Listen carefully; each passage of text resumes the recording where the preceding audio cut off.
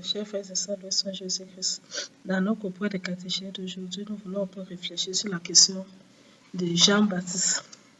Est-ce que Jean-Baptiste est le nouvel Élie annoncé par les prophètes? Et pourquoi dit-on que Jean-Baptiste est l'Élie? Est-ce que c'est vrai? Sur quoi on se base? Nous savons que le deuxième dimanche de l'Avent est consacré au personnage de Jean-Baptiste, qu'on présente généralement comme le précurseur du Messie. La voix qui crie dans les déserts préparait le chemin du Seigneur, aplanissait ses sentiers. Alors, est-ce que ce précurseur du Messie est Élie qui devait venir? Vous savez, Jean-Baptiste, ce qui fait encore le groupe dans cette histoire, ce qui est encore bizarre, c'est que le prophète Malachie annonce Élie qui doit le retour d'Élie avant la venue du Messie. Jean-Baptiste qui dit qu'il n'est pas élu, Jésus dit que Jean-Baptiste est élu. Alors, comment comprendre ces paroles-là? D'abord, il faudrait qu'on restitue un peu les faits. Qui est Jean-Baptiste, qui est Élie? Élie le Tishbite, c'est un prophète de l'Ancien Testament qui a vécu au temps du roi Akab et de la reine Jézabel. La reine Jézabel était une Phénicienne, donc une femme étrangère qui épousait un roi, donc un jeune Israélite qui a épousé le roi Akab et était devenu reine. Sauf que Jézabel était une femme adoratrice des idoles, elle adorait particulièrement Baal. Et elle voulait imposer le peuple dont les Israélites a adoré son faux Dieu Baal. Elle a malgrainé son mari Akab dans le péché. Et le prophète Élie le Tishbite a donc combattu longtemps contre cette histoire-là. Et contre toutes les erreurs qui se passaient, que le peuple commettait, alors contre le roi commettait. Il a combattu. C'est ce qui lui a valu la reine de Jézabel et même son désir de le tuer. Il a dû fuir, s'est réfugié au mont Sinaï, où il fera la rencontre de Dieu. Et on nous dit qu'à la fin de la vie d'Élie, le prophète Élie, il a été emporté dans un char en présence de son successeur, le prophète Élisée. Voilà donc qui est Élie le Tishbite, dont on parle dans l'Ancien Testament.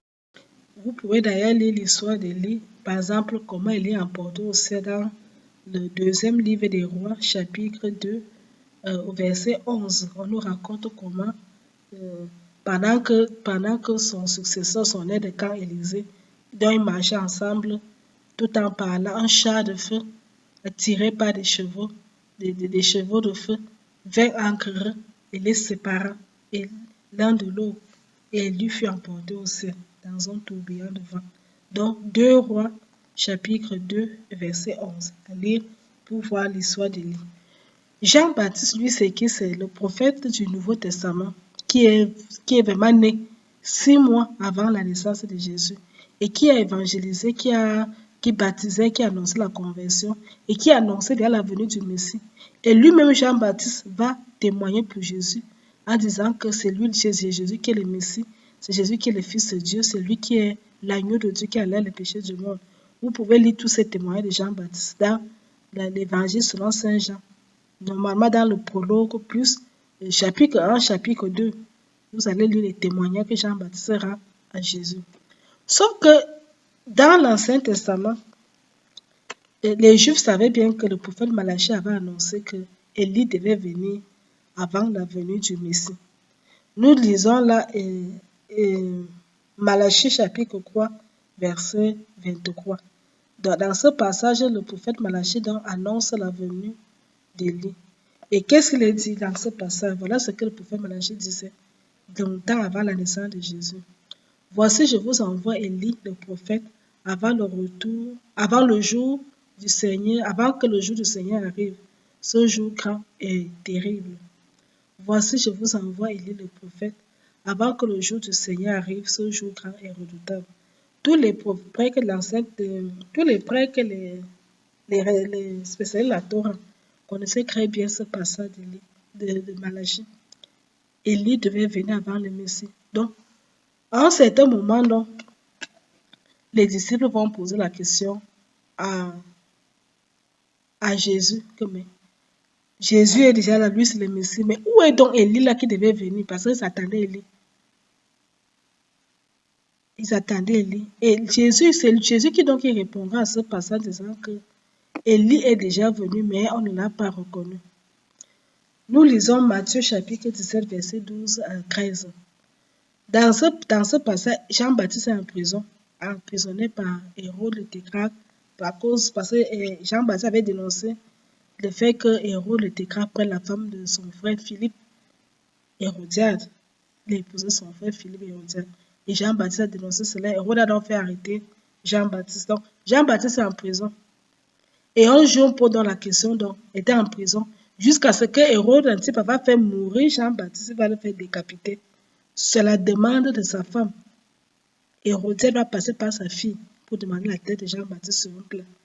Et quand Jean-Baptiste sera donc tué, Jésus rendra encore nos côtés. Après avoir présenté Jésus, après avoir présenté Jean-Baptiste comme le plus grand prophète, ce qui explique pourquoi dans la litanie de sang, Jean-Baptiste vient même au-dessus de Saint-Joseph. Vient au-dessus de Saint-Joseph. Parce que le prophète est comme le plus grand prophète. Donc voilà ce que Jésus va dire de Jean-Baptiste. Je vous le déclare. Donc Jésus parle à ses disciples. Je vous le déclare, Élie est déjà venu.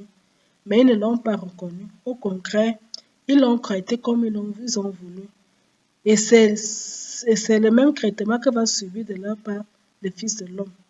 Les disciples comprirent qu'il parlait de Jean-Baptiste. Matthieu chapitre 17, verset 12 à 13. Donc Jésus est en train de dire ici que Jean-Baptiste est Élie. Élie, parce que les apôtres m'ont compris qu'il parlait d'Élie. Élie qui devait venir. Élie qui devait venir. Donc Jésus affirme qu'Élie est déjà venu. Les apôtres ont compris qu'il parlait de Jean-Baptiste. Mais la question alors c'est que, pourquoi quand on pose la question lui à Jean-Baptiste lui-même, dans l'évangile de Saint Jean, les prêtres, les pharisiens sont venus voir Jean-Baptiste. Lui ont demandé que mais tu baptises, tu enseignes, tu fais ceci. Dis-nous qui es-tu? Es-tu Élie? Il dit non. Es-tu le Messie? Non. Qui es-tu donc? Je suis la voix qui crie dans le désert, aplanissez le Seigneur, les chemins du Seigneur. Convertissez-vous. Les gens ne comprennent pas. Mais pourquoi Élie dit qu'il n'est pas Élie? Le problème, c'est qu'il faut comprendre la différence. Si Jean-Baptiste avait dit qu'il était Élie, les gens allaient comprendre dans le sens que Élie et Jean-Baptiste seraient un Élie réincarné. La réincarnation, mes frères, ça n'existe pas. Ça n'existe nulle part. Il n'y a pas de réincarnation. Quand tu es mort, tu es mort. Tu vas soit au ciel, au purgatoire ou en enfer. Encore que ceux qui vont au purgatoire, c'est ceux qui vont aller au ciel. Le purgatoire, c'est l'antichambre du ciel. Il n'y a pas de réincarnation. Et Jean-Baptiste est en train de dire ici qu'il n'est pas Élie réincarné. Élie est parti au ciel. Il ne faut pas que les gens croient qu'Élie se balade quelque part dans un désert, c'est pas où il va. Non, ce n'est pas de ça qu'il s'agit. Le prophète Malachie a parlé d'une nouvelle Élie. N'oublions pas qu'il y a deux retours de Jésus. Il y a eu il y a deux venues de Jésus sur la terre. La première venue de Jésus, c'était au premier siècle, quand il est venu pour enseigner et sauver le monde. Jésus va revenir sur terre. C'est cet attente-là que nous attendons. Mais il viendra cette fois-ci en roi de gloire. Là, il sera couronné devant de gloire, comme les Juifs l'attendent là. Là, ce sera le Messie honoré, couronné de gloire. Il va venir juger les vivants de mort. Ça sera passé à la fin du monde, après la grande tribulation. Pendant cette fois-là, Élie, le Tibite de l'Ancien Testament, viendra lui-même en personne. Le nouvel Élie dont parle Malachie, ce n'est pas Élie, ma personne, mais c'est un prophète qui est rempli de l'esprit d'Élie et qui va accomplir qui va faire parce qu'il t'a dit qu'il va vivre comme Élie, il aura le même ministère qu'Élie. Mais ce n'est pas Élie en personne, ce n'est pas l'Élie réincarné, ce n'est pas Élie en Tibite. Jean-Baptiste n'est pas Élie le Tibite, Élie réincarné, non. Mais c'est un prophète qui était animé de l'esprit et de la puissance d'Élie, comme on le lit dans lorsque l'ange porte l'annonce à Jean à peu près que Zacharie. Donc, l'ange lui dit que l'Esprit Saint sera sur son fils Jacques, le fils Allègre, et que ce fils sera animé par l'Esprit d'Élie, l'Esprit et la puissance d'Élie. C'est ce que l'ange Gabriel dit auprès de Zacharie.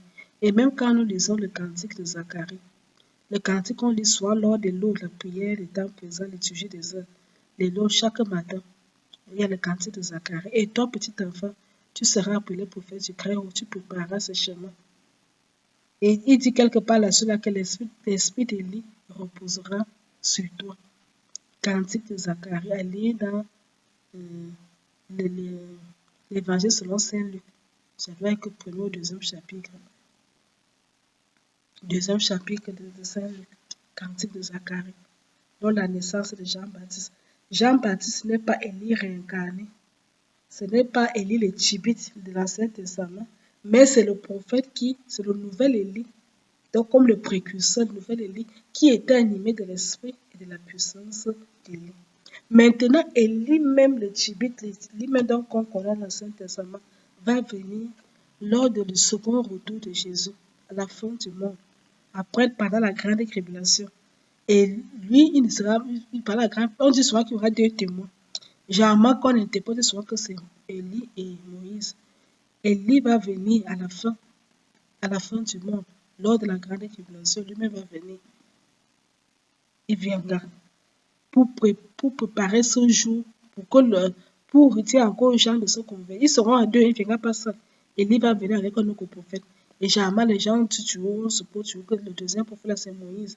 Mais puisque c'est l'un des plus grands prophètes d'Israël, donc ils vont venir préparer la venue immédiate de Jésus dans sa gloire, précédée par une grande tribulation. Ils vont nous appeler les gens à la conversion.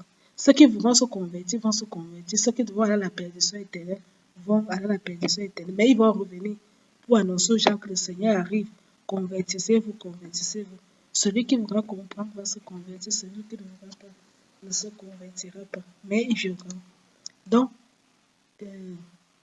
Jean-Baptiste, le nouvel Élie qui devait venir lors de la première venue du Messie. Et Élie le Tchibite lui-même reviendra avant la seconde venue du Messie à la fin du monde. Donc Élie est bel et bien le nouvel Élie. Jean-Baptiste est bel et bien le nouvel Élie qui devait venir préparer le chemin du Seigneur. Mais ce n'est pas l'Élie réincarné. Donc c'était très important de faire la différence. Jean-Baptiste a eu le même ministère qu'Élie. L'esprit d'Élie, la puissance d'Élie reposait sur lui. Ils ont eu les mêmes caractéristiques. Ils vivaient dans les déserts. C'était les gens ascètes. Jean-Baptiste évitait des peaux d'animaux, il jeûnait, il ne buvait pas d'alcool, il était contre l'idolâtrie, comme Élie. Il faisait tout comme Élie. Mais ce n'est pas Élie réincarné. Mais Élie lui-même reviendra à la fin du monde. Et nous l'attendons avant que Jésus, le roi de l'univers, revienne dans sa gloire pour juger les vivants et les morts. Il nous emportera au ciel. Ce que je voulais partager avec vous aujourd'hui un peu. Jésus Christ.